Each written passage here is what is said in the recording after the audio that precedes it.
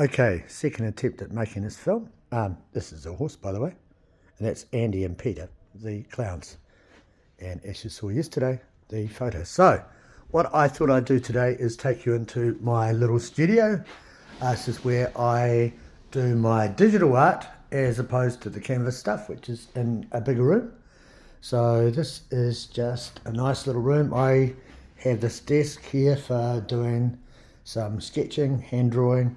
And over here is where I basically do most of my work. So I have three screens. This screen here is the screen where I put the photos that I work from, because I work remotely for people around the place. Down here is the Wacom digital drawing board. So that's a high definition touch screen.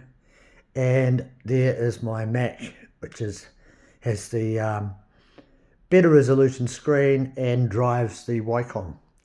So for this particular task, get out of the light, what we wanted was a portrait, a birthday portrait for Shona, but one with her dog Misty that's passed away.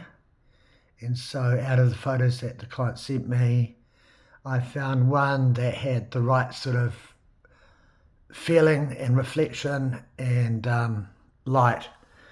What the drawing board means for me, particularly with a loss of eyesight, is that I'm able to zoom right into the image and then work directly here on the board. So if I grab the pen, the process is to start with, to think about the medium that I want to use for the particular portrait. If it's a child, then it might be pastels, hard pastels and chalks to get a nice fine finish on a type of paper.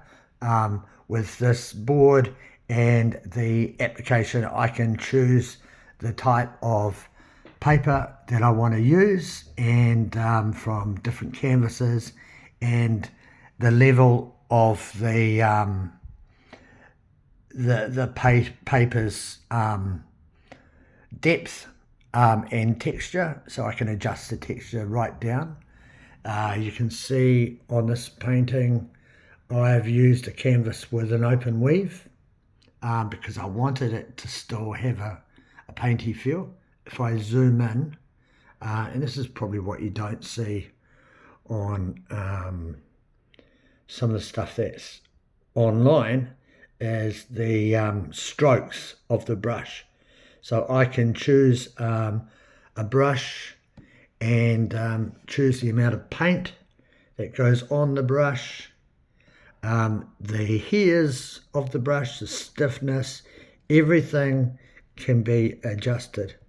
So this one here, I have used oils because it gives that lovely quality and shine to it. And over the oils, once painted, I have used a Conte pastel. That is just to get a certain element in there, smoothness where it needs to be, like for the eye. Other times I go for a thicker paint for it. So anyway, I don't want to go on too long, but as you can see from this particular portrait, the trick was to work from different photos and to bring them together and create some sort of connection and relationship between the two. And also, with a lot of these photos, there's a lot of stuff that's going on that is distracting.